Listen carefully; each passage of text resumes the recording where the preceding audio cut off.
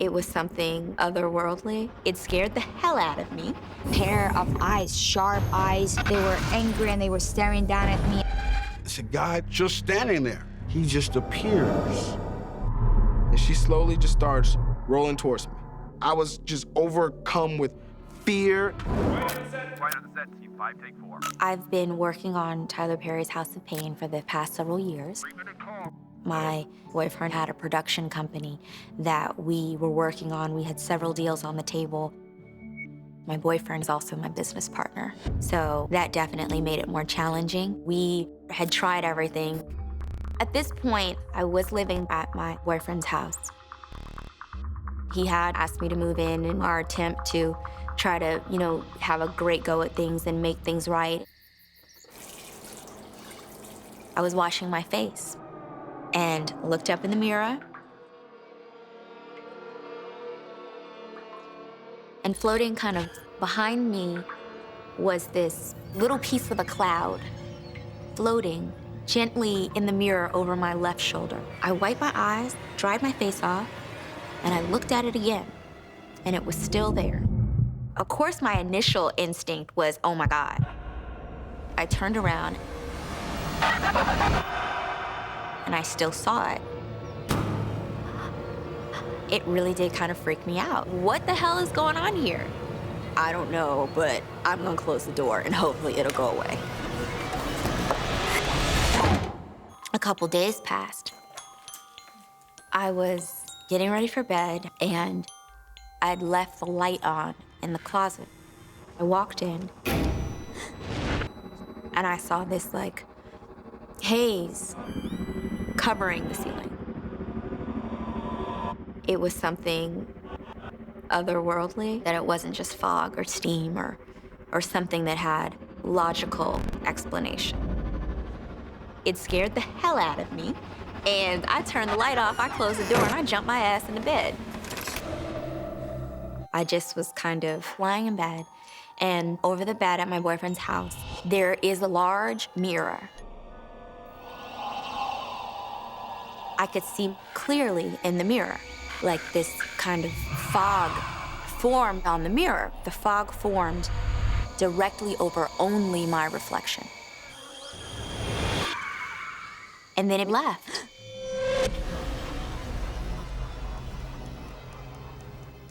It wasn't a coincidence. Seeing all of these different fogs, it got my attention and I knew that it was a connection. Something was going on.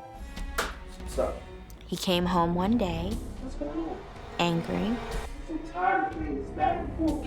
And it was one of those moments where This can't work. we'd had some words about, the situation. Look at me when I'm talking. It was like, what are you gonna do? I'm trying to make it work. Immediately, I felt scared. This can't work if you guys just And when I tell you, I heard a voice, clear as day, just say, Keshia, it's time to go. Are you listening? It was a crazy moment.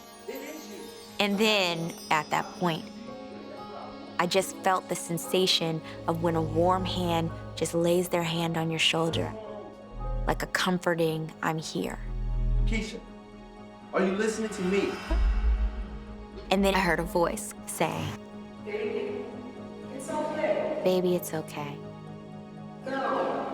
And it was almost instant. I knew that I am protected, I'm safe, I'm not alone.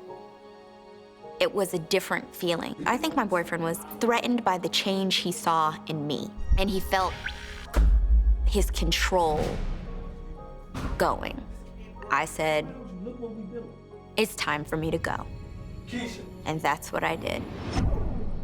And I never looked back.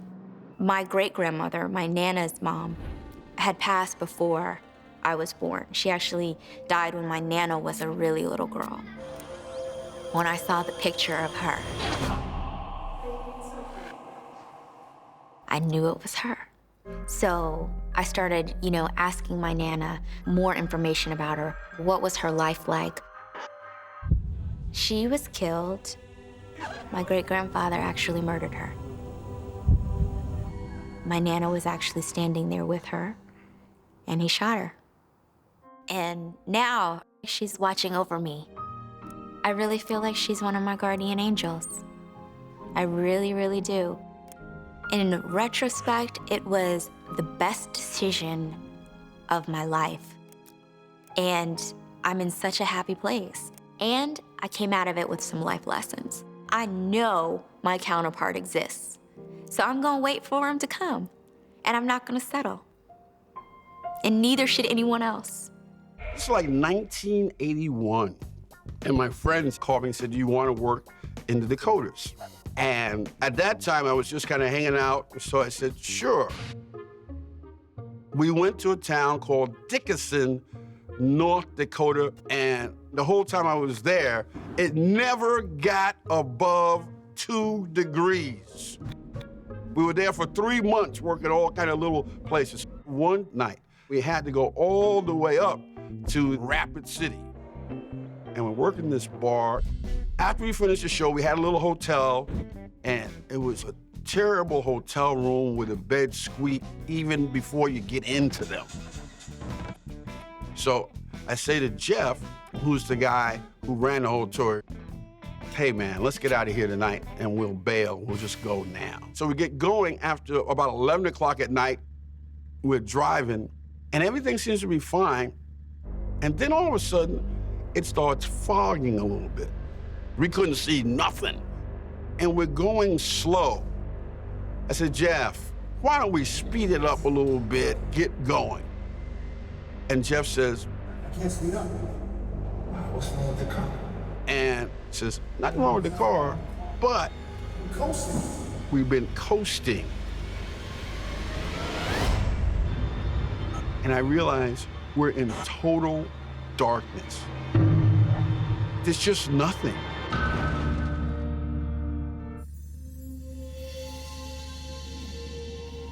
And all of a sudden, there's a little glittery light.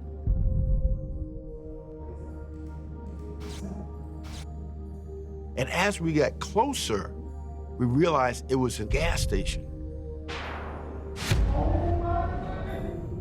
And I said, oh, mother of mercy, how is this happening? This is great. And we have to push the car off the road. And the pump is like one little pump, and it has the old-fashioned kind of pump things on it. So we're looking for the guy just to get to some gas.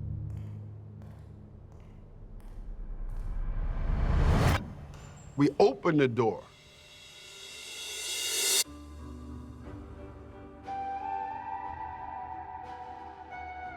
And it's like walking into the 1950s.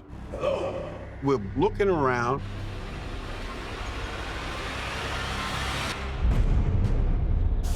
And all of a sudden, it's a guy just standing there. He just appears. You heard no footsteps. He didn't walk in. He didn't run in. Thank goodness for you. Boy, are we glad to see you. We need ourselves some gas. I don't sell gas. And I look at the guy and said, do you not have gas? Or is it just you don't want to sell us? And the guy gave me one of those sincere looks like, I really don't have any gas. But there's a station 2.5 miles down the road, you can go there. I was panicking, but he was so calm, like, don't worry, it'll start up and you'll go 2.5 miles.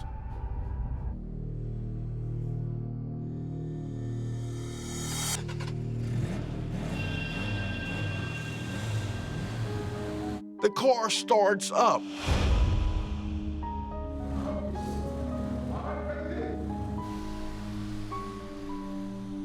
We drive literally 2.5 miles, make a left, and all of a sudden, like an oasis, there's this huge gas station.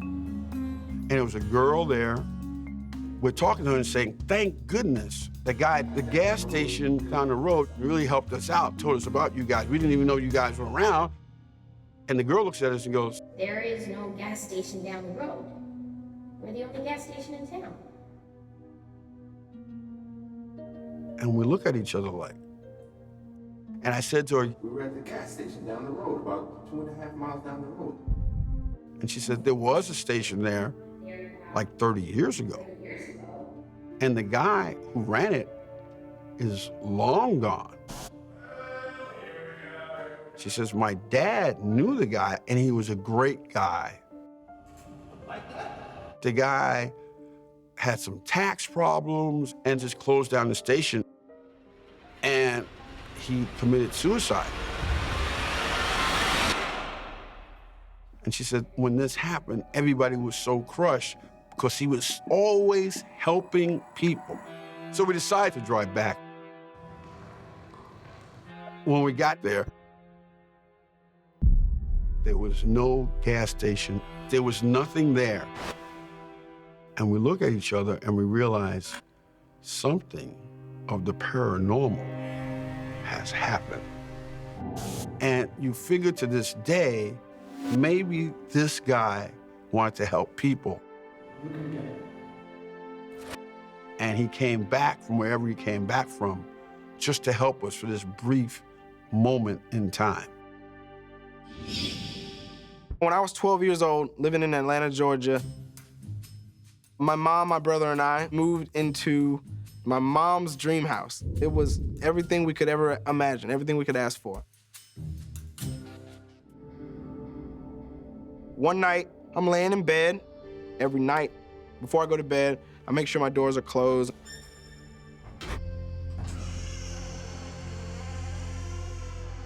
And all of a sudden, the closet just... Hearing my closet door open, you know, by itself, it definitely wasn't normal. So a few nights after that, all of a sudden, downstairs, I hear the TV turn on. I'm thinking, okay, maybe my brother's down there watching TV. The TV's on, and the volume is at max. And no one's down there. So I go upstairs, open my brother's door, sound asleep. My mom's sound asleep. And now I'm kind of creeped out. A couple months go by, I'm sound asleep in my room. And all of a sudden, my brother just barges in my room. He's visibly shaking, something's wrong. Like, I'm like, what's the matter, man? He's like, man, why were you in my room? I'm like, Chris, like, what are you talking about? He says, man, you didn't pull the covers off of my bed? I'm like, I don't know what you're talking about. He was sleeping in bed and he felt something pull the covers.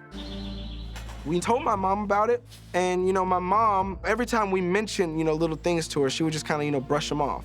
But that didn't stop me from raising my eyebrow at some of the things that were going on.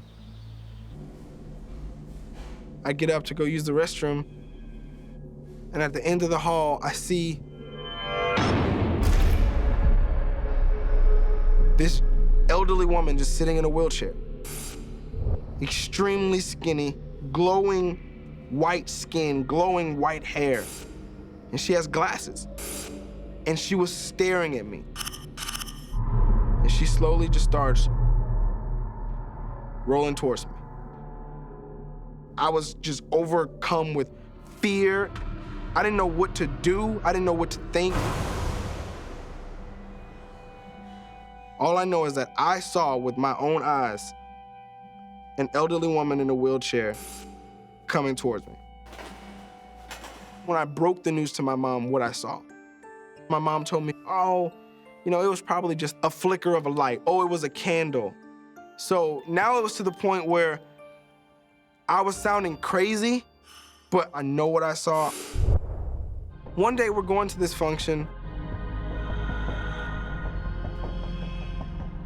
and she says, we need to go home right now. I just have a feeling that we should go back home. So we're driving up our driveway, and there in the window is the woman. And my brother saw it at the exact same time I did. And he looked at me and he said, someone's in the house. We all see the ghost in the window, clear as day.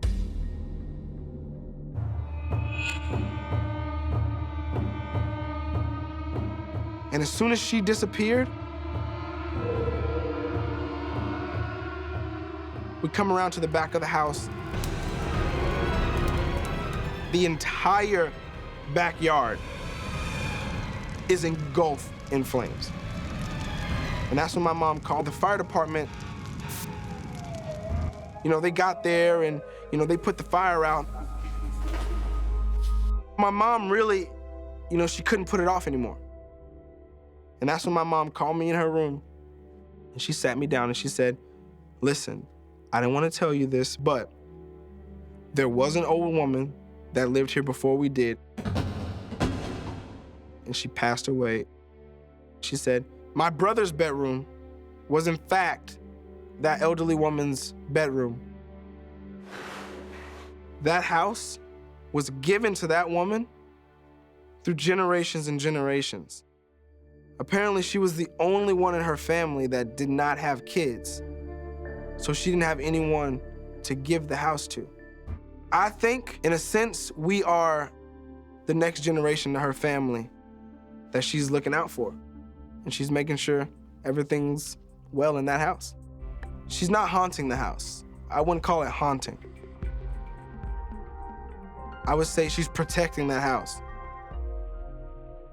I was born in Ukraine, which was the former Soviet Union, and we lived in a relatively big town in Ukraine. But we would always go to the country where, you know, they would send the kids for like 3 months to run around and be kids, so to speak. One time, I was about 11 years old. My mom said, do you want to go all the way to the summer house for the whole summer with Anna, my best friend? So my parents got everything together and they sent me with Anna and her mom, Olga, was there with her husband. When we finally went to bed the first night in the house, I wake up in the middle of the night because I feel like I can't breathe. And there's no one there. I am completely scared and freaked out. Like my heart is beating crazy and I'm panting because I'm trying to get the air in. It scared me a lot because I couldn't go back to sleep for the rest of the night.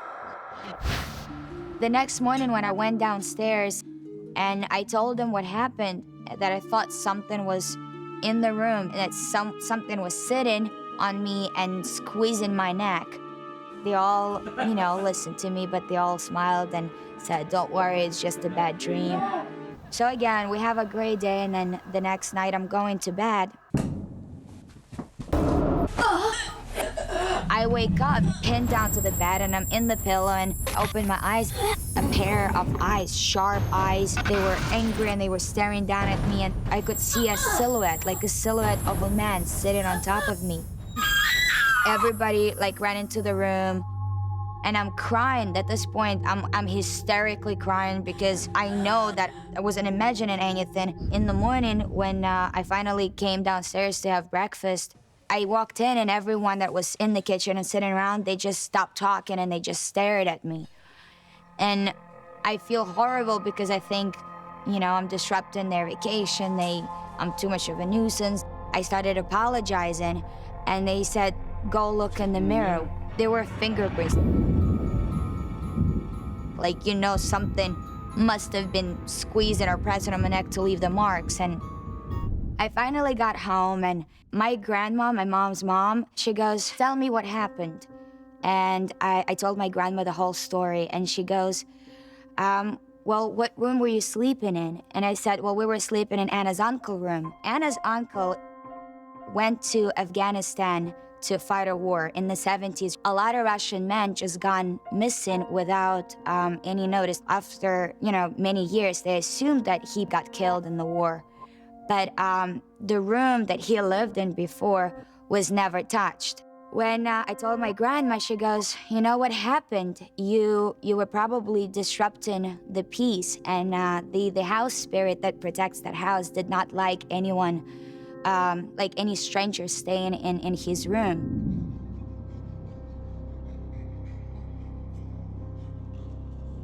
They call them domovoy in Russian. It's a little creature that protects the house they live in. The house spirit probably was very close to the uncle, and that's why when a stranger, not part of the family, came in and slept in his room, the house spirit was not happy. So my grandma said, "You need to go back." I remember I knocked on the door and then I opened and, stuck my head and said, "Can I come in?" I remember I didn't go too far into the room though. I was standing right next to the door just in case I would need to get out quickly. I'm very sorry I didn't ask your permission. And I apologized for intruding. After that, I must say I was still scared. It's gonna take me a little while to fall asleep, but I wanna do this because I did what my grandma said, and I believed my grandma. My grandma could say anything to me and I would believe her.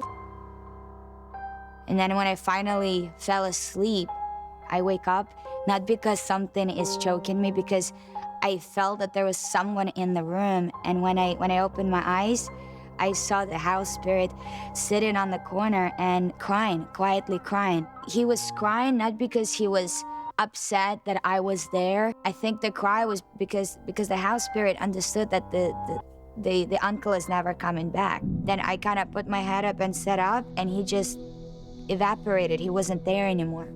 So if before I believed, but I never had the proof that house spirits exist and that they protect the house or protect the family, I definitely know that it's true.